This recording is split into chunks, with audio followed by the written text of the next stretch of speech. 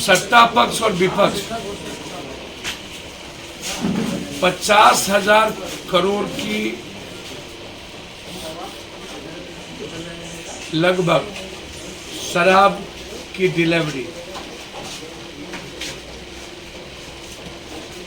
और जहरीले शराब की भट्टी हर पंचायत में मिनिमम 4 ऊपर 5 से 6 दलितों को धमकाकर प्रलोभन देकर डराकर दलितों के गांव में थाना और माफियाओं के द्वारा भट्टी का संचालन प्रत्येक पंचायत। कोई ऐसा पंचायत नहीं है जिसमें जहरीले शराब की भट्टी का उत्पादन नहीं हो रहा।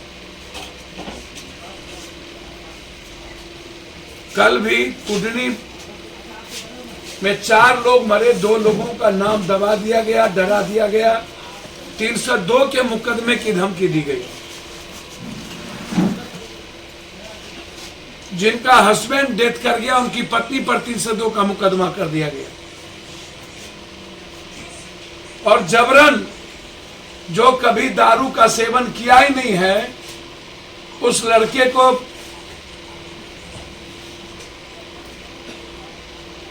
दारू के नाम पर उठा करके ले जाकर के पूरे तरह से मारपीट करके जेल में बंद कर दिया। हाजीपुर में भी एक परिवार ने दारू करने वाले धंधेबाज के बारे में चर्चा की।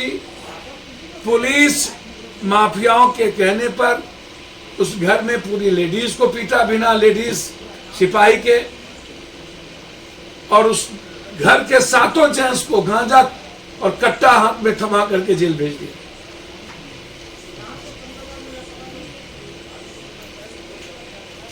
₹50,000 करोड़ का पैरेलल इकोनॉमी।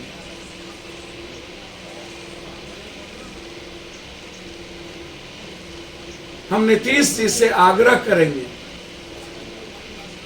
हम नीतीश जी के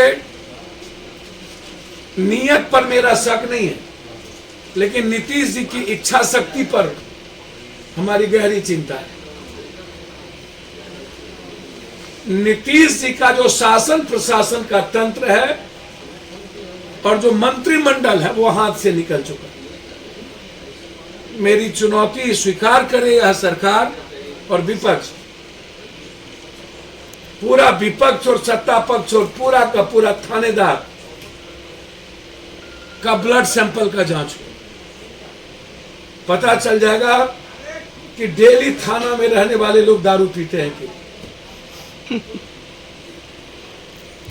कारण महात्मा गांधी जिसके कारण वो बंदी की बात किए हैं तो नियत पे शक नहीं है, लेकिन इच्छा शक्ति में सारा पदाधिकारी नीतीश जी के से बाहर जा चुका है और सारे एमएलए एमपी मंत्री का रास्ता शराब के पैसों से ज्यादा बढ़ चुका है, क्योंकि आज सबसे ज्यादा पैसे कमाने का सरल रास्ता शराब से ज्यादा कुछ नहीं है।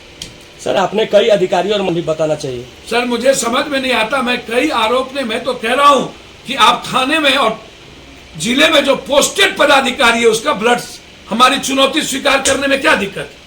और विपक्ष और सत्ता पक्ष के लगभग मैं बोल रहा हूं एमएलए मंत्री, कुछ नाम भी बता दे। फिर वही बात मैं तो कहा, लगभग थाने में जो पदाधिकारी है उसका जांच करा लीजिए।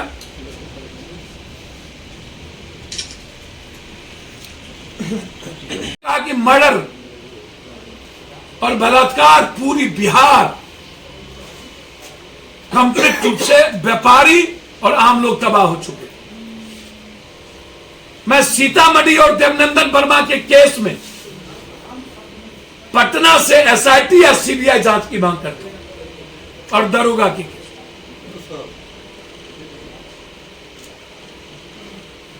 वैक्सीन, जब तक भारत के 130 करोड़ में 80 करोड़ लोगों को वैक्सीन नहीं लगता है तब तक इस मार्केटिंग का कोई फायदा नहीं। पहले हम तो पहले तुम, पहले हम, पहले तुम, पहले हम, पहले तुम, ये जो कंपटीशन है बड़े मियां तो बड़े मियां, छोटे मियां सुभान अल्लाह। पहले कौन वैक्सीन लगाएगा?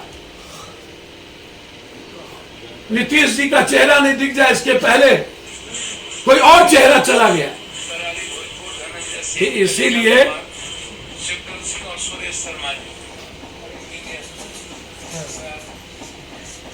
मेरा को पहले वैक्सीन दीजिए, तभी इस वैक्सीन का कोई औचित्य होगा।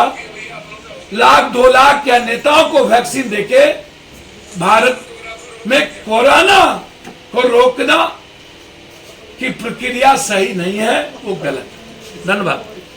लगभग पदाधिकारी हैं जो बड़े लेवल पर स्कॉच से ऊपर लेवल पर दारू सप्ताह में 2 दिन शनिवार रविवार तो जरूर पीते, और मैं उसकी जांच चाहता हूं। सत्ता पक्ष के नेताओं की भी जांच चाहता हूं और विपक्ष का भी टॉप टू 10, 100 का जांच चाहता हूं। यदि हिम्मत है तो पप्पू यादव की चुनौती को स्वीकार करें। सत्ता पक्ष और विपक्ष खुद तैयार हो ब्लड सैंपल जांच कराने के लिए, और नीतीश कुमार जी अपने पदाधिकारियों का ब्लड सैंपल जांच। इससे पता चल जाएगा कि दारू किनके संरक्षण में चल रहा है। दारू माफियाओं के कहने पर पूरा पुलिस महकमा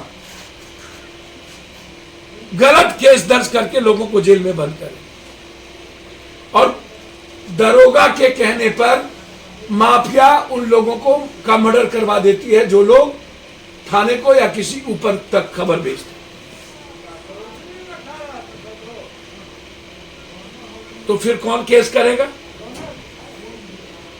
6 महीना उन्होंने कहा था स्पीडी ट्रायल हम करेंगे। कितने दारूबाज बेचने वाले को आपने सजा करवाई, कितने डिलीवर करने वालों का आपने अकाउंट सीज किया, कितने नेता और पदाधिकारी और दारू बेचने वाले माफियाओं की संपत्ति आपने सीज की, और कितने लोगों को एसपी डीएसपी आपने कहा था सब के सब, जब कानून बनी थी कि आप एसपी और डीएसपी दरोगा सब इसमें डीएम पर एफआईआर हो या सस्पेंड हो गए। 5 सालों के अंदर एक भी एसपी डीएसपी डीएम या पदाधिकारी को आपने जिले में सस्पेंड नहीं किया। पटना में दीदारगंज में सिर्फ 5 करोड़ का 1 महीने के अंदर दारू पकड़ा है, सिर्फ दीदारगंज। जब पटना के दीदारगंज में दारू, विधानसभा के आगे दारू, विधानसभा के पीछे दारू,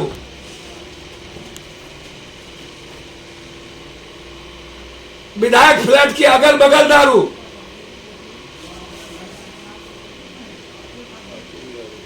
पुलिस हेडक्वार्टर के बगल में दारू,